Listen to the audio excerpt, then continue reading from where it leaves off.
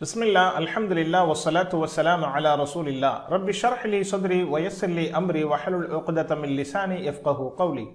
அன்பார்ந்த சகோதர சகோதரிகளே, அஸ்ஸலாமு அலைக்கும் வரஹ்மத்துல்லாஹி வபரகாத்துஹு. அல் குர்ஆனை புரிந்து கொள்வோம் எளிய வழியில். பாடம் 2, பக்கம் 1, சுட்டிக்காட்டி ஏ. அல்ஹம்துலில்லா, நாம் முதல் பாடத்திட்டமாகிய குர்ஆனையும் தொழுகையும் புரிந்து கொள்வோம் என்கின்ற அந்த 50% குர்ஆனிய வார்த்தையை கொண்ட பாடத்திட்டத்தை படித்ததற்கு பிறகு இங்கே இரண்டாவதாக நாம் துவங்குகின்ற பாடம். இந்த பாடத்திட்டத்தினுடைய நோக்கம் குர்ஆனினுடைய முதல் 5 பக்கங்களை நாம் படிக்க இருக்கிறோம்.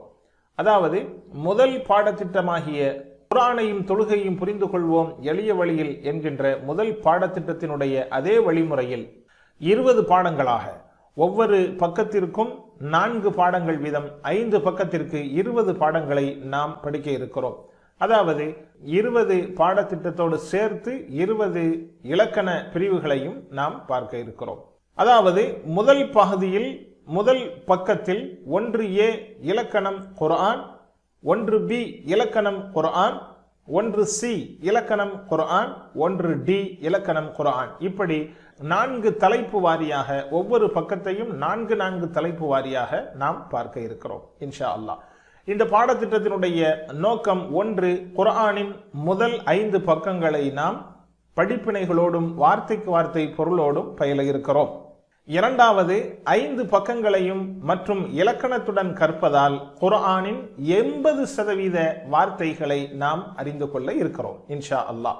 என்ன ஒரு அற்புதம்! குர்ஆன் கற்பதற்கு மிக எளிமையானது என்பதற்கான இன்னொரு அற்புதம், முதல் பாடத்திட்டமாகிய தொழுகை சார்ந்த 50% வார்த்தைகளை நாம் கற்றோம். அதுபோல இங்கே மற்றொரு அற்புதம், அதிக புதிய வார்த்தைகள் சூரா பக்ராவில் இல்லை. அதாவது இந்த சூறாவில் வரிக்கு 9 வார்த்தைகள், அதில் 6 வார்த்தைகள் நாம் ஏற்கனவே படித்தது என்றால் நாம் படிக்க வேண்டிய வார்த்தைகள் வெறும் 3 வார்த்தை. ஒவ்வொரு வரியிலேயும் 3 வார்த்தைகள் புதிய வார்த்தைகளாக இருக்கிறது. இங்கே காட்டப்பட்டிருக்கக்கூடிய இந்த குர்ஆனிய பக்கத்தில் வெண்மையாக இருக்கின்ற அனைத்தும் நாம் ஏற்கனவே படித்த வார்த்தைகள், நாம் தெரியாத நமக்கு புதிய வார்த்தைகள் மாத்திரம் இங்கே வண்ணத்தில் உங்களுக்கு கொடுக்கப்பட்டிருக்கிறது.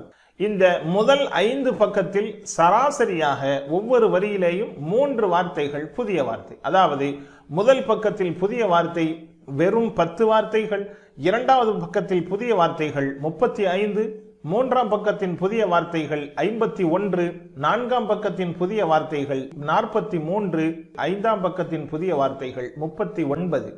ஆக சராசரியாக ஒவ்வொரு வரியிலும் 3 வார்த்தைகளே நமக்கு புதிய வார்த்தைகளாக இருக்கும். அல்ஹம்துலில்லாஹ், இந்த 5 பக்கங்களையும் நாம் படித்ததற்கு பிறகு 3ஆம் பாடத்திலே நமக்கு புதிய வார்த்தைகள் 2 வார்த்தைகள் மாத்திரம்தான் இருக்கும். ஒவ்வொரு வரியிலும் நாம் தெரியாத வார்த்தை 2 வார்த்தை மட்டுமே ஆகிவிடுகிறது. அல்ஹம்துலில்லாஹ். ஆக 2ஆம் பாடத்திட்டத்தினுடைய 3ஆம் நோக்கம் வார்த்தைகளை இலகுவாக கற்றுக்கொள்வதற்காக தலைப்பு வாரியாகவும் வாக்கியங்களாகவும் நாம் அறிய இருக்கிறோம். எனவே நமக்கு குர்ஆனை ஓதுவதற்கான 2 சவால்கள், ஒன்று வார்த்தைக்கு வார்த்தை பொருள் தெரிவது, இரண்டாவது குர்ஆனிய வாக்கியங்களின் இலக்கணம். இந்த 2ம் தான் நமக்கு சவால். எனவே இந்த 2ஐயும் நமக்கு எளிமைப்படுத்துவதற்காக நாம் பார்க்கின்ற பொழுது வாக்கியங்களாக படிக்கின்ற அந்த வாக்கியங்கள் ஒவ்வொரு வார்த்தைக்குமான பொருளை இலகுவாக நமக்கு தருகிறது. அதோடு டிபிஐ மற்றும் அரபு நடைமுறை பேச்சு பயிற்சி என்பது இலக்கண பகுதியை நமக்கு எளிமையாக ஆக்கி தருகிறது. அல் குர்ஆன் 30 ஜுசுக்களை கொண்டதாக இருக்கும். ஒவ்வொரு ஜுசுவும் பெரும்பான்மையான முஸ்ஹஃப்களில் 20 பக்கங்களாக அச்சிடப்பட்டிருக்கிறது. இங்கே நீங்கள் பார்க்கிறீர்கள், ஒவ்வொரு ஜுசுவும் ஒவ்வொரு பாகமும் 20 பக்கங்களாக அச்சிடப்பட்டிருக்கும். அந்த 20 பக்கங்கள் கொண்ட அந்த பாகத்தை நாம் 4ஆக பிரித்திருக்கிறோம். ஒவ்வொரு பகுதிக்கும் 5 பக்கங்களை ஒதுக்கி 4 பகுதிகளாக நாம் பிரித்திருக்கிறோம். இந்த பாடத்திட்டத்தில் நாம் முதல் ஜுசுவினுடைய 5 பக்கங்களை முதல் பாடமாக நாம் படிக்க இருக்கிறோம். அல்ஹம்துலில்லாஹ். வலது கரத்தினுடைய 5 விரல்களை இந்த 5 பக்கங்களாக நாம் அமைத்துக் கொள்வதற்கான பயிற்சி எடுப்போம். வலது நம்மளுடைய கரங்களுக்குள்ளேயே அடக்கிக் கொள்வதுதான் இந்த மொத்த அண்டர்ஸ்டாண்ட் குர்ஆனுடைய நோக்கம். சைகை மூலமாக இந்த பாடத்தை நாம் எப்படி எளிமையாக புரிந்து கொள்வது என்பதுதான். இந்த 5 பக்கங்கள் கொண்ட இந்த பாடத்தை நாம் வலது கையிலே நாம் சுருக்கிக் கொள்கிறோம். அதாவது கையை இப்படி நாம் விரித்து கொண்டால் நமக்கு நன்றாக தெரியும். இங்கே இந்த கட்டை விரல் முதலாவது பக்கம், இந்த 2 விரலும் 2, 3, இந்த 2 விரலும் 4, 5 ஆக நாம் பிரித்துக் கொள்வோம். அல்ஹம்துலில்லாஹ். குர்ஆன் முதல் பக்கத்தில் சூரா ஃபாத்திஹா, 2ஆம் பக்கத்தில் சூரா பக்ரா ஆரம்பமாக ஆகும். இங்கே நாம் நம்மளுடைய பாடத்திட்டத்தின் வசதிக்காக முதல் பக்கத்திலேயே சூரத்துல் ஃபாத்திஹாவையும் பக்ரா சூராவின் சில அத்தியாயங்களையும் இங்கே நாம் ஒதுக்கியிருக்கிறோம். இங்கே பாருங்கள், ஏறத்தாழ ஒரு பக்கம் 4 பாகங்களாக பிரிக்கப்படுகிறது. ஒவ்வொன்றும் 4 தலைப்புகளாக பிரிக்கப்படும். ஒரு தலைப்பின் கீழே பல சப்ஜெக்டுகள் பேசப்பட்டாலும் நாம் அந்த பகுதியை நன்றாக துரிதமாக விளங்கிக் கொள்வதற்காக முக்கியமான ஒரு விஷயத்தை முன்னிறுத்தி அதை தலைப்பாக இங்கே கொடுக்கப்படுகிறது ஒவ்வொரு பக்கத்திலேயும். அந்த அடிப்படையில் இந்த முதல் பக்கத்தை 4 பகுதிகளாக பிரிக்கப்படுகிறது. 1 அல்லாஹுவை புகழ்வது, 2 அல்லாஹுவிடம் நேர்வழிக்காக பிரார்த்தனை செய்வது, 3வது முத்தகீன்களே நேர்வழியை பெறுபவர்கள், 4வது முத்தகீன்களுடைய பண்புகள் என்ற 4 தலைப்பின் கீழே முதல் பக்கத்தை பிரிக்கப்பட்டிருக்கிறது. அதை நாம் இந்த கட்டை விரலிலே அடக்கிக் கொள்ளலாம். குர்ஆனை நாம் திறந்து பார்த்தால் இப்படி பார்த்தால் தெரியும் உங்களுக்கு. இந்த குர்ஆனை நீங்கள் இப்படி பாருங்கள். குர்ஆன் வலது பக்கம் வெற்று பகுதி, அட்டை பகுதி, இடது பக்கம் முதலாவது பக்கமாக ஆரம்பமாகும் குர்ஆனில். அந்த அடிப்படையில் இந்த முதல் பக்கத்தை நாம் இந்த கட்டை பெருவிரலிலே 4 தலைப்பாக நாம் ஆக்கிக் கொள்கிறோம். 1 புகழ், அல்லாஹுவை புகழ்வது, 2 அல்லாஹுவிடம் நேர்வழிக்காக துஆ செய்வது, 3 முத்தகீன்களுக்கே நேர்வழி, 4 முத்தகீன்களுடைய பண்புகள் ஆகியவைகளை பற்றி முதல் பக்கத்திலே ஆகிய தலைப்பாக இடப்பட்டிருக்கிறது. அல்ஹம்துலில்லாஹ். இந்த மொத்த 5 விரல்களிலேயும் இந்த 5 பக்கங்களை கொண்ட இந்த 2ஆம் பாடத்திட்டத்தினுடைய மொத்த தலைப்பும் இந்த 5 விரல்களிலே கொடுக்கப்பட்டிருக்கிறது. ஒவ்வொரு பக்கத்திற்கும் 4 என்றால் 5 20, 5 பக்கத்தை 20 தலைப்பிலே இங்கே அடக்கப்பட்டிருக்கிறது. அல்ஹம்துலில்லாஹ். அவைகளை இன்ஷா அல்லாஹ் நாம் போக போக பார்த்துக் கொள்ளலாம். ஹலாஸ். அல்ஹம்துலில்லாஹ். சுட்டிக்காட்டுகளினுடைய பலன்கள் என்ன என்று பார்த்தால், புதிய வார்த்தைகளை எந்த சூழலில் சொல்லப்பட்டிருக்கிறது என்பதை எளிமையாக நாம் புரிவதற்கு இந்த தலைப்புகள் உதவுகிறது. சுட்டிக்காட்டுகள் என்றால் தலைப்புகள் என்று நாம் இங்கே பொருள் கொள்ள வேண்டும். தலைப்பு வாரியாக இந்த பகுதியை பிரித்திருப்பதற்கான காரணம், அதனுடைய பலன் என்னவென்றால், புதிய வார்த்தைகள் எந்த சூழலில் பயன்படுத்தப்பட்டிருக்கிறது என்பதனை இந்த தலைப்பு நமக்கு உணர்த்தும்.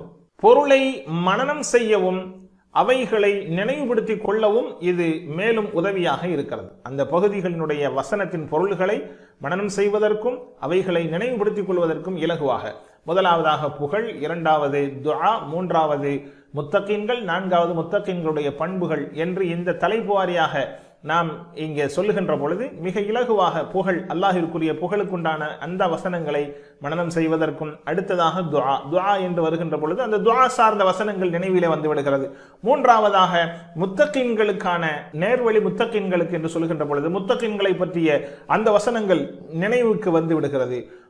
4வது முத்தகீன்களுடைய பண்புகளை பற்றிய வசனங்கள் நினைவுக்கு வருகிறது. தலைப்பு வாரியாக நாம் நினைவு கொள்கின்ற பொழுது மிக இலகுவாக வசனங்களை நாம் ஞாபகப்படுத்திக் கொள்வதற்கு உதவுகிறது. இந்த பக்கத்தினுடைய கருத்தை கற்பனை செய்து காட்சிப்படுத்தி படிப்பதற்கு மிகவும் உறுதுணையாக இருக்கிறது. குர்ஆனை மனனமிடவும் மிக பயனுள்ளதாகவும் இந்த எளிதானதாகவும் இந்த தலைப்புகள் நமக்கு உதவி செய்கிறது, பலனாக இருக்கிறது. அல்ஹம்துலில்லாஹ். அடுத்ததாக சொற்றொடர், அதாவது வாக்கியங்களாக இங்கே நாம் படிக்க இருக்கிறோம். வாக்கியங்கள், காரணம் ஒரு வாக்கியத்தினுடைய பொருளை இங்கே கொடுக்கப்பட்டிருக்கக்கூடிய இன், இந்த இன்னுக்கான பொருள் என்ன என்றால் பல பேர்கள் இதை தெரியாமல் இருப்பார்கள். காரணம், இன் என்ற அந்த ஒத்தை வார்த்தையினுடைய பொருளை பலரும் அறிந்திருக்க முடியாது. ஆனால் அதே நபர்களிடம் இன்ஷா அல்லாஹினுடைய பொருளை கேட்டால் உடனே அவர்கள் சொல்லுவார்கள், அல்லாஹ் நாடினால். அப்ப இதற்கான பொருள் என்ன? இன்னுக்குண்டான பொருள் தெரியும், ஆனால் இன்னுக்கு என்ன பொருள் என்பதை அவர்கள் தெரிய முடியாது. எனவே வாக்கியமாக பொருள் தெரிவது மிக இலகுவாக இருக்கிறது என்ற அடிப்படையிலே தான் வாக்கியமாக இங்கே ஒவ்வொன்றையும் நாம் படிக்க இருக்கிறோம். ஒரு வார்த்தைக்கான பொருளை வாக்கியத்தோடு சேர்த்து நாம் படிக்கின்ற பொழுது ஒவ்வொரு வார்த்தையினுடைய பொருளையும் நாம் தனித்தனியாக புரிந்து கொள்ள முடியும். இந்த முறையில் வார்த்தைகளை எளிதாக புரிந்து கொள்ளலாம். மேலும் இந்த வாக்கியங்களை மனனமிட்டு நினைவில் கொள்வோம். தனி வார்த்தையை நினைவுபடுத்துவதை விட இது மிகவும் எளிமையாகவும் மிகவும் துரிதமாகவும் நம்மால் மனனம் செய்வதற்கு உதவுகிறது. நாம் அடிக்கடி திருக்குர்ஆனில் உபயோகப்படுத்தும் சொல்லாகவும் இது இருப்பதனால் இதனுடைய தனிச்சிறப்பு. வாக்கியமாக இங்கே படிப்பது குர்ஆனில் அதிகம் நாம் புழங்குகின்ற வார்த்தைகளாகவும் இது இருக்கிறது. மேலும் இன் என்றால் ஆல், ஷா என்றால் நாடினான் என்பதன் பொருளை தனியாக படிப்பதற்கு பதிலாக இன்ஷா அல்லாஹ், அல்லாஹ் நாடினால் என்பதன் பொருளை மனனம் செய்து விட்டால் மிக இலகுவாக மனனமாகிவிடும். சேர்த்து மனனம் செய்வது மிக எளிதாக இருக்கும் தனித்தனியாக செய்வதை விட. அல்லாஹ் அல்லாஹ், சமது தேவையற்றவன், சமது தேவையற்றவன், சமது தேவையற்றவன் என்று தனித்தனியாக மனனம் செய்வதை விட அல்லாஹு சமத், அல்லாஹ் தேவையற்றவன், யுகீமுன ஸலா, தொழுகை அவர் நிலைநிறுத்துவார்கள் என்று நாம் சேர்த்து மனனம் செய்கின்ற பொழுது மிக எளிதாகவும் துரிதமாகவும் அது மனனமாக ஆகிவிடுகிறது. புதிய வார்த்தைகளின் அர்த்தங்களை நினைவில் கொள்ள நமது மூளைக்கு துணைகளை சேர்த்து வாக்கியமாக சேர்த்து பார்க்கின்ற பொழுது மூளைக்கு நாம் உதவி செய்கிறோம். துரிதமாக அது மனனம் செய்வதற்கு உதவியாக இருக்கிறது. ஆக செய்தியை நினைவுபடுத்த நமக்கு மிகவும் உதவியாகவும் இந்த வாக்கிய அமைப்புகள் இருக்கிறது. வெறும் வார்த்தைகளாக அல்லாமல் உணர்வுபூர்வமாக சிந்தித்தவாறு நாம் சிந்தனைக்குரியதாக இந்த பாடத்திட்டத்தை நாம் மாற்றிவிடுகிறோம். வாக்கியம் அதன் பொருள் உணர்ந்து கற்பனை உணர்வோடு சிந்தித்து மனனம் செய்து அதிக பலனுள்ளதாகவும் மனனம் செய்து கொள்ள மிக எளிதானதாகவும் இந்த அமைப்பு நமக்கு உதவியாக இருக்கிறது. அல்ஹம்துலில்லாஹ், வாக்கியங்களை மனனமிடுகின்ற பொழுது R5S 10 loud என்கின்ற இந்த சித்தாந்தத்தை நாம் உபயோகிக்க வேண்டும். R5S 10 loud என்றால் என்ன? R என்றால் ரிலாக்ஸ், அமைதியாக. ஒவ்வொரு விஷயத்தையும் மனனம் செய்வதற்கு முன்பதாக சிறிது நம்மை ஆசுவாசப்படுத்தி என்று மூச்சை நன்றாக இழுத்துவிட்டு நம்மை ஆசுவாசப்படுத்தி கொள்ள வேண்டும். இரண்டாவது 5S என்றால் 5 சென்ஸ், ஐம்புலன்களையும் பயன்படுத்துவது. கேட்கிறேன், பார்க்கிறேன், நுகர்கிறேன், சுவைக்கிறேன், உணர்கிறேன் என ஒவ்வொரு வினை சொல்லையும் அதனுடைய மற்றும் பெயர் சொல்லையும் அதனுடைய பொருளோடு சிந்தித்து உணர்ந்து நாம் இந்த விஷயங்களை மனனம் செய்ய வேண்டும். 10 loud என்றால் ஒவ்வொரு வாக்கியங்களையும் குறைந்தது 10 வினாடி சப்தமிட்டு மனனம் செய்ய வேண்டும்.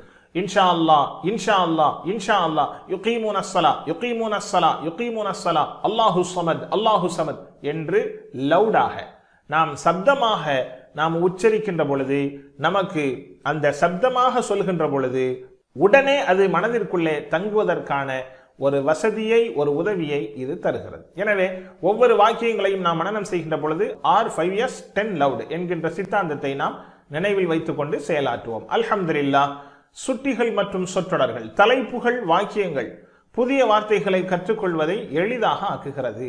ஆக நான்காவது இந்த பாடத்திட்டத்திற்குண்டான நோக்கம் குர்ஆனை வாழ்க்கை பாதையில் எவ்வாறு இணைத்துக் கொள்வது என்பதை அறிந்து கொள்வதாகவும் இருக்கிறது. நாம் ஏற்கனவே பார்த்திருக்கிறோம், சூரா ஃபாத்திஹாவிலே 12 படிப்பினைகளை பார்த்தோம். ஒவ்வொரு வசனங்களையும் படித்து அதற்கான படிப்பினைகளையும் நாம் சொன்னோம். உதாரணமாக அஊது பில்லாஹி மினஷ் ஷைத்தானிர் ரஜீம், பிஸ்மில்லாஹிர் ரஹ்மானிர் ரஹீம், அல்ஹம்துலில்லாஹி ரப்பில் ஆலமீன். அஊது பில்லாஹி மினஷ் ஷைத்தானிர் ரஜீம், விரட்டப்பட்ட ஷைத்தானிடமிருந்து அல்லாஹ்விடம் நான் பாதுகாவல் தேடுகிறேன். இதிலிருந்து நாம் முதலாவது படிப்பினை, ஒவ்வொரு விஷயத்திற்கும் அல்லாஹ்விடம் பாதுகாப்பு தேட வேண்டும்.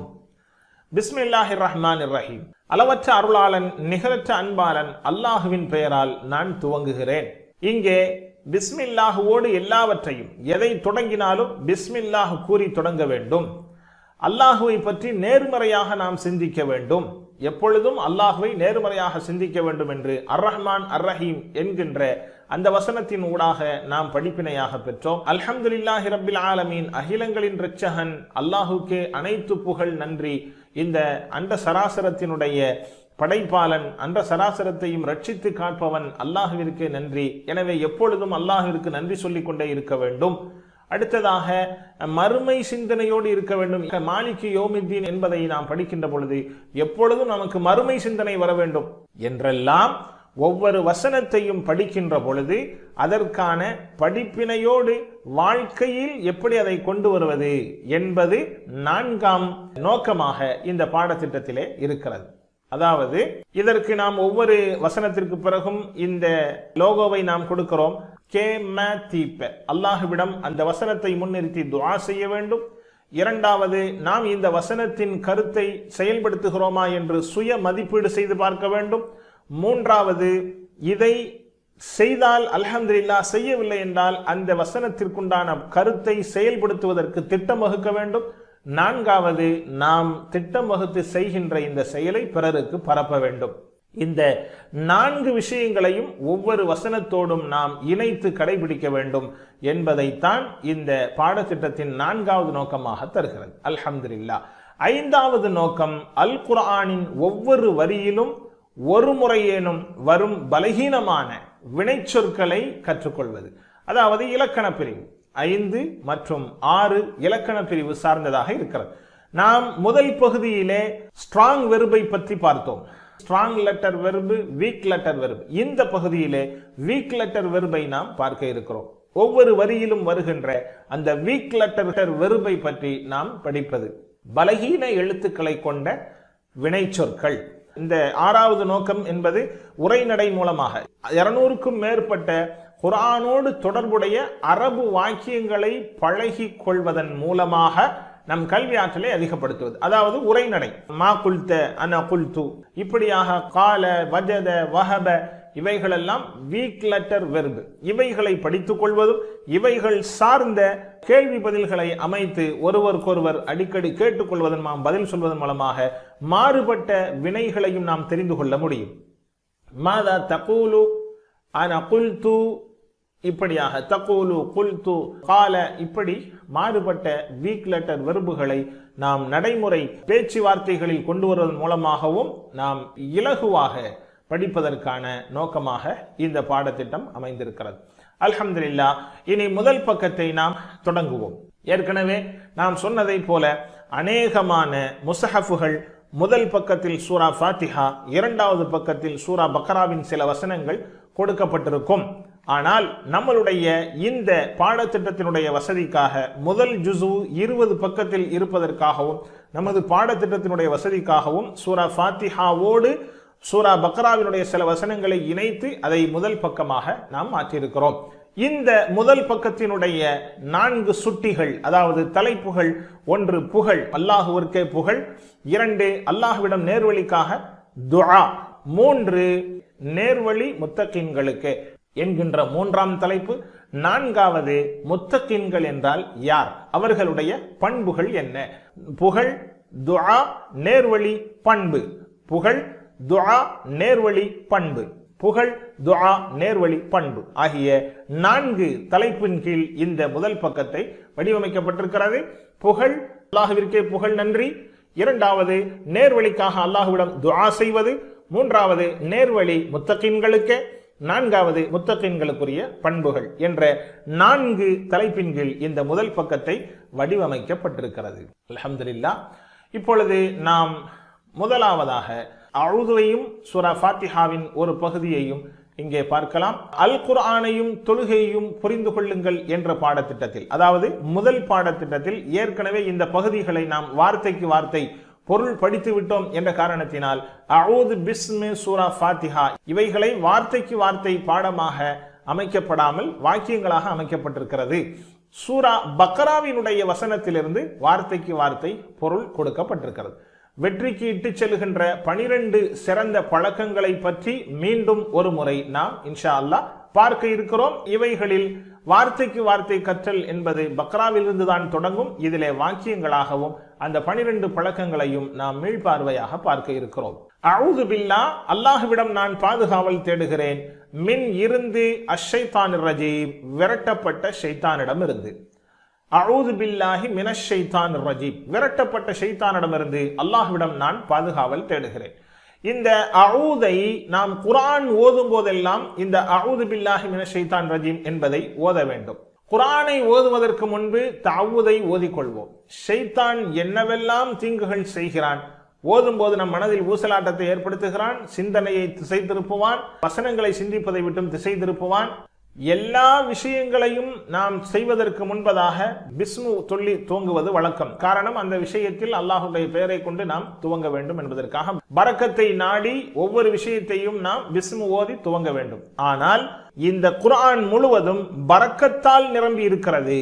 குர்ஆனே பரக்கத்தாக இருப்பதனால் இந்த பரக்கத்தான குர்ஆனை ஓதுவதன் மூலம் நாம் பலன் பெறுவதை தடுப்பதற்காக ஷைத்தான் முனைகிறான். எனவே அந்த ஷைத்தானிடமிருந்து பாதுகாவல் தேடுவதற்காக குர்ஆனை ஓதுவதற்கு முன்பதாக அஊது பில்லாஹி மினஷ் ஷைத்தானிர் ரஜீம். அல்லாஹ் குர்ஆனிலே சொல்கிறான், இதா கரஅத்துல் குர்ஆன ஃபஸ்தஈது பில்லாஹி மினஷ் ஷைத்தானிர் ரஜீம்.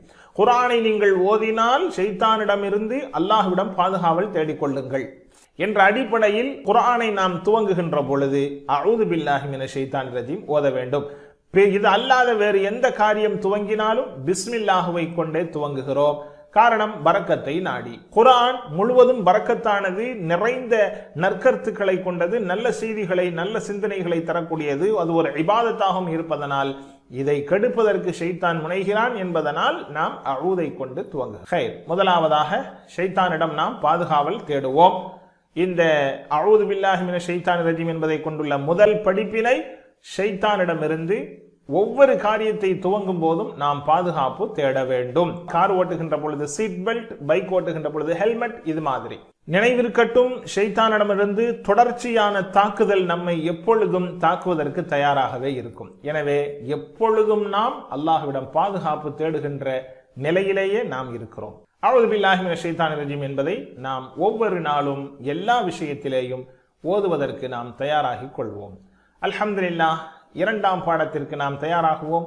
அடுத்த பாடத்திற்கு நாம் ஆயத்தமாகுவோம். இன்ஷா அல்லாஹ். அல்லாஹ் நமக்கு உதவி செய்வான். குர்ஆனை ஓத, விளங்க, சிந்திக்க, செயல்படுத்த, பரப்ப, மனனம் செய்ய. சுப்ஹானக்கல்லாஹும்ம வ பிஹம்திக், நஷ்ஹது அல்லா இலாஹ இல்லா அன்த, நஸ்தக்ஃபிருக வ நதூபு இலைக். அஸ்ஸலாமு அலைக்கும் வ ரஹ்மத்துல்லாஹி வ பரகாத்துஹு.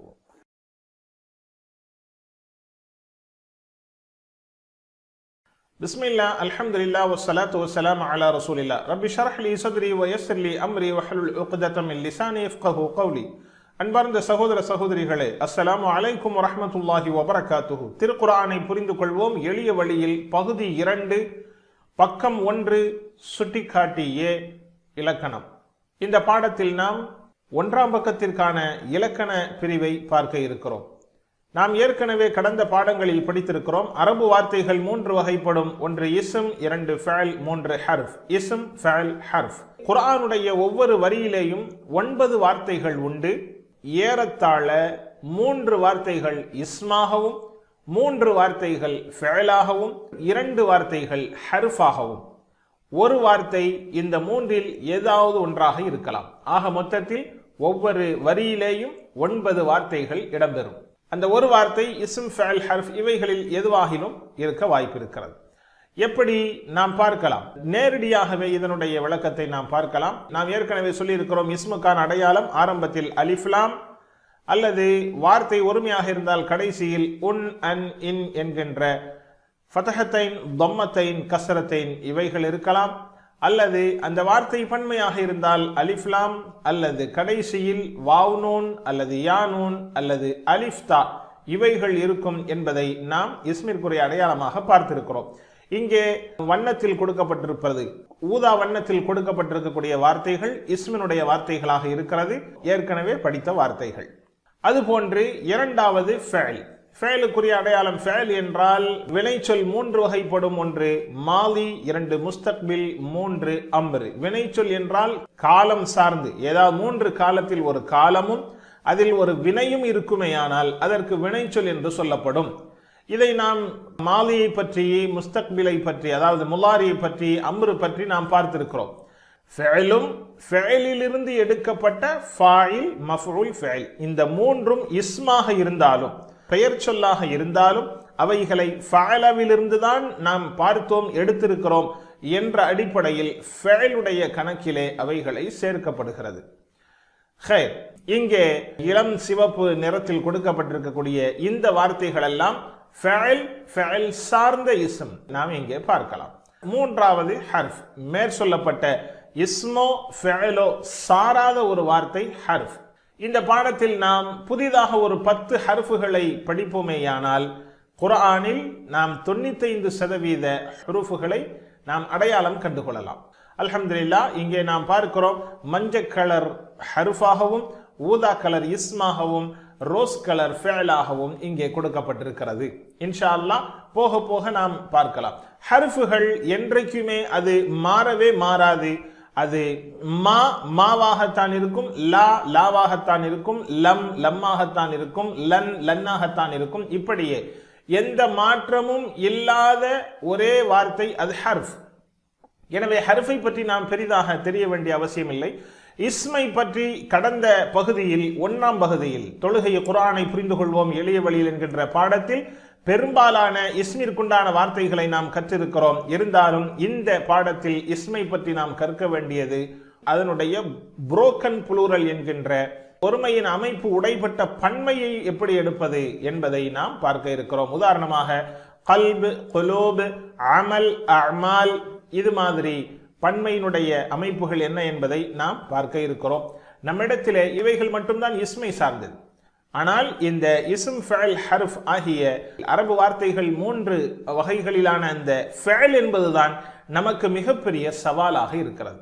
ஏனென்றால் அவைகள் மாலி, முலாரி, அம்ரு, ஃபஅல, யஃஅலு, இஃஅல் பல வடிவங்களில் நிகழ்கின்ற காரணத்தினால் அவைகளை புரிவதுதான் நமக்கு மிகப்பெரிய சவாலாக இருக்கிறது. நாம் படித்திருக்கிறோம் ஃபஅல அவன் செய்தான், ஃபஅலு அவர்கள் செய்தார்கள், ஃபஅல்த நீ செய்தாய், ஃபஅல்து நான் செய்தேன், ஃபஅல்தும் நீங்கள் செய்தீர்கள், ஃபஅல்னா நாங்கள் செய்தோம், யஃஅலு அவன் செய்கிறான், யஃஅலூன அவர்கள் செய்கிறார்கள், தஃஅலு நீ செய்கிறாய், அஃஅலு நான் செய்கிறேன், தஃஅலூன நீங்கள் செய்கிறீர்கள், நஃஅலு நாங்கள் செய்கிறோம், இஃஅல் நீ செய், இஃஅலு செய்யுங்கள், லா தஃஅல் செய்யாதே, லா தஃஅலு செய்யாதீர்கள், ஃபாஇல் செய்பவன், மஃஊல் செய்யப்பட்டவன், ஃபஅல் செயல் ஆகிய இத்துணை அமைப்புகளையும் நாம் பார்த்திருக்கிறோம், படித்திருக்கிறோம். இவைகள்தான் இனிமேல் நாம் மாறுபட்ட பல வார்த்தைகளை கொண்டு இந்த அமைப்புகளை உருவாக்க இருக்கிறோம். ஃபஅலினுடைய வகைகள் நாம் படித்தோம். கடந்த பாடத்திலே குர்ஆனையும் தொழுகையும் புரிந்து கொள்வோம் என்ற பாடத்தில் அசல் 3 எழுத்துக்களை கொண்ட மாலி, முலாரி, அம்ர் அண்ட் ஃபாயில், மஃஊல், ஃபஅல் இவைகளை நாம் பார்த்தோம். அசல் அமைப்பாக ஃபதஹ, நஸர, ضرب, சமிஅ. குர்ஆனை திறந்து படித்தால் ஃபதஹ அல்லாஹ்வுடைய உதவி கிடைக்கும், நஸர இல்லை என்றால் அடி கிடைக்கும், ضرب இதை செவியேற்றுக் கொள்ளுங்கள், சமிஅ என்ற மூல மந்திரங்களோடு இந்த வெர்பினுடைய இந்த அசல் அமைப்புகளை நினைவுபடுத்திக் கொள்வதற்கான ஒரு ஃபார்முலாவாகிய குர்ஆனை திறந்து படித்தால் என்கின்ற விஷயத்தையும் நாம் படித்தோம். ஹைர், இந்த பகுதியிலே நாம் படிக்க இருக்கக்கூடிய வெர்பு பலகீனமான வினைச்சொற்களை பற்றி நாம் பார்க்க இருக்கிறோம். பலகீனமான வினைச்சொற்கள் என்றால் என்ன? அதற்கு முன்பதாக நாம் தெரிய வேண்டியது பலகீனமான எழுத்துக்கள். பலகீனமான எழுத்துக்கள் மொத்தம் எத்தனை? 3 எழுத்துக்களாகும். 1 வாவ், 2 யா, 3 அலிஃப். பலகீனமான எழுத்துக்கள் என்ற இவைகளுக்கு பெயர் வைக்கப்பட்டிருக்கிறதற்கான ஒரு காரணத்தை நாம் எளிதாக சொல்லிவிடலாம். நோய்வாய்ப்பட்டவர் ஊ இ ஆ என்று சொல்வதனால் வாவ், ஊ இ யா, ஆ அலிஃப் ஆகியவைகளை இங்கே பலகீனமான எழுத்துக்களாக பயன்படுத்தப்படுகிறது, அடையாளம் கண்டுபிடிப்பதற்கான ஒரு ஃபார்முலா. ஆக இந்த வாவ், யா, அலிஃப் இந்த 3ம் வீக் லெட்டர்ஸ். இந்த எழுத்துக்கள் எந்த வினையில் வருகிறதோ அந்த வினைகள் பலகீனமான வினைகளாக ஆகும். ஆக ஒரு ஃபஅலில் பலவீனமான, அதாவது வீக் லெட்டர்ஸ் நாம் இருப்பதாக கண்டால் அந்த வினைச்சொற்களுக்கு பலகீனமான வினைச்சொல் என்று சொல்லப்படும். அதாவது ஒருவருடைய உடலில் எந்த பாகத்தில் அடிபட்டிருந்தாலும் அவர் பலகீனமாக இருந்தாலும் ஒட்டுமொத்தமாகவே அவரை நாம் பலகீனன் என்று சொல்வதை போல இந்த வெர்பில் ஏதாவது ஒரு எழுத்து முதலிலோ அல்லது நடுவிலோ அல்லது ஓரத்திலோ, உதாரணமாக ஆரம்பத்தில் பலகீனமான எழுத்து வஹப, வஅத, நடுவிலே பலகீனமான எழுத்து கால, இவைகளை போன்று பலகீனமான எழுத்து எந்த வெர்பில் இருக்கிறதோ அந்த வெர்பிற்கு வீக் லெட்டர் வெர்ப், பலகீனமான வெர்ப் என்று நாம் சொல்லுகிறோம். இந்த பலகீனமான வினைச்சொல் இல்லாத வினைச்சொல் ஸ்ட்ராங் லெட்டர் வெர்பு, அதாவது ஒலி வினைச்சொல் என்று சொல்லப்படும். எல்லாமே சத்தமாக ஒலிக்கக்கூடிய எழுத்துக்களாக இருக்கும். உதாரணமாக நாம் பார்த்தோம் ஃபதஹ, நஸர, ضرب, சமிஅ. இந்த எழுத்துக்களில் எதிலேயும் இந்த பலகீன எழுத்துக்களாகிய வாவ், அலிஃப், யா இல்லை. எனவே இவைகள் ஸ்ட்ராங் லெட்டர் வெர்ப், அதாவது ஒலி வினைச்சொற்களாக இருக்கிறது.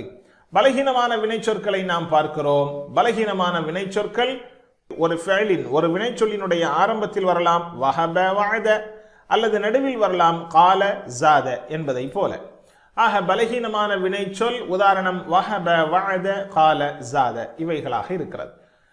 இங்கே நாம் பார்க்கிறோம் ஒலி வினைச்சொற்கள், அதாவது ஸ்ட்ராங் லெட்டர் வெர்பு ஆகிய ஃபதஹ, நஸர, ضرب, சமிஅ, வீக் லெட்டர் வெர்பு வஹப, வஅத, கால, ஜாத ஆகிய இவைகள் இரண்டுமே குர்ஆனினுடைய ஒவ்வொரு வரியிலேயும் இந்த இரண்டும் கண்டிப்பாக இரண்டில் ஒன்று இருந்தே தீரும். காரணம், குர்ஆனினுடைய மொத்த பக்கங்கள் 600, ஒரு பக்கத்தினுடைய வரிகள் 15. 15ஐ 600 பெருக்கினால் 9000 வரிகள் மொத்தம் குர்ஆனில் இருக்கிறது.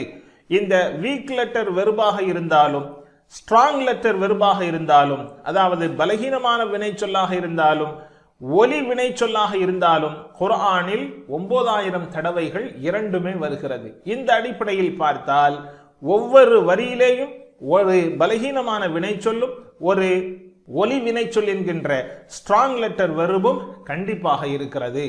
எனவே நாம் ஸ்ட்ராங் லெட்டர் வெர்பை படித்ததை போலவே வீக் லெட்டர் வெர்பையும் நாம் கண்டிப்பாக படித்தாக ஆக வேண்டும். ஆக அசல் 3 எழுத்தை கொண்டுள்ள ஸ்ட்ராங் லெட்டர் வெர்பை கடந்த பகுதி, அதாவது குர்ஆனை தொழுகை புரிந்து கொள்வோம் எளிய வழியில் என்ற பாடத்தில் பார்த்தோம். இந்த பாடத்தில் நாம் வீக் லெட்டர் வெர்பாகிய இந்த வெர்புகளை நாம் இன்ஷா அல்லாஹ் பார்க்க இருக்கிறோம். இது அல்லாத இன்னொரு வகை இருக்கிறது, அதிகப்படியான எழுத்தை கொண்ட வெர்பு.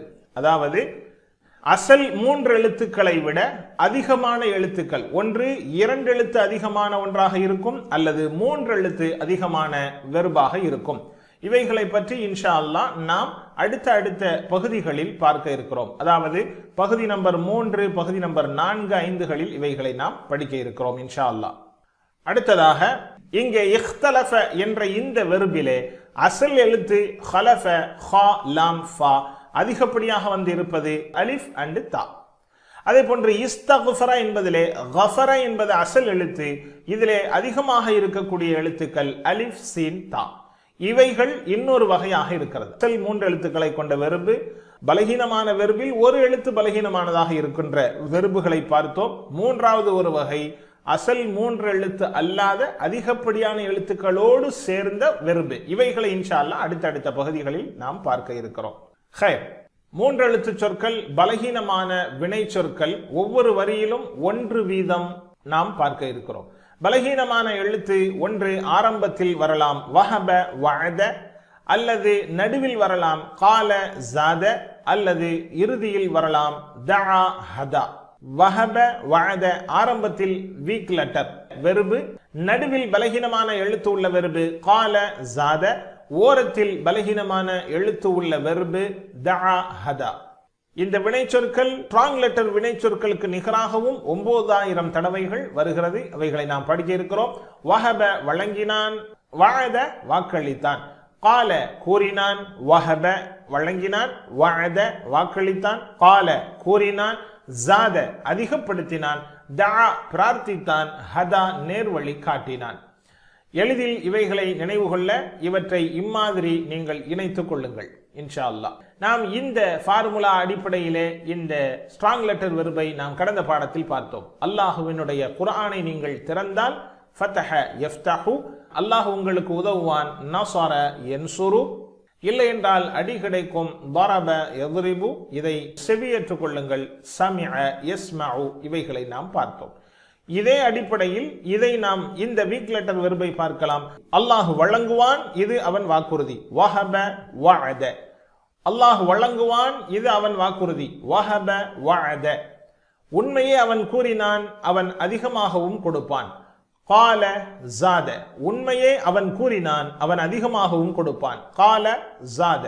எனவே அவனிடம் பிரார்த்தியுங்கள் நம் நேர்வழிக்காக, தஆ ஹதா. அல்லாஹ் வழங்குவான், இது அவன் வாக்குறுதி, வஹப வஅத.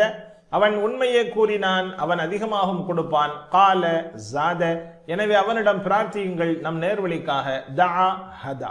இந்த வாக்கியங்களை நாம் நினைவுபடுத்திக் கொள்கின்ற பட்சத்தில் இந்த வீக் லெட்டர் வெர்பினுடைய அசல் அமைப்புகளை நாம் புரிந்து கொள்ளலாம் இன்ஷா அல்லாஹ். இனி அடுத்த பாடத்திற்கு ஆயத்தமாக ஆகுவோம் இன்ஷா அல்லாஹ். 7 வகையான வீட்டு பாடங்களை நினைவில் கொள்ளுங்கள். ரப்பி ஸித்னி இல்மா என்ற துஆவை அதிகம் கேட்டுக்கொள்ளுங்கள். கற்றுக் கொடுப்பவராக மாறுங்கள். அதுதான் உண்மையான கற்றலுக்கான வழியாக இருக்கும். கற்பதற்கு சிறந்த வழி கற்பித்தலே. PPTயை பதிவிறக்கம் செய்து கொள்ளுங்கள், ஆரம்பியுங்கள் இன்ஷா அல்லாஹ். அல்லாஹ் உதவி செய்வான். அல் குர்ஆனை ஓத, விளங்க, சிந்திக்க, செயல்படுத்த, பரப்ப, மனனம் செய்ய இன்ஷா அல்லாஹ். சுப்ஹானக அல்லாஹும்ம வ பிஹம்திக் நஷ்ஹது அன் லா இலாஹ இல்லா அன்த நஸ்தக்ஃபிருக வ நதூபு இலைக். அஸ்ஸலாமு அலைக்கும் வ ரஹ்மத்துல்லாஹி வ பரகாத்துஹு.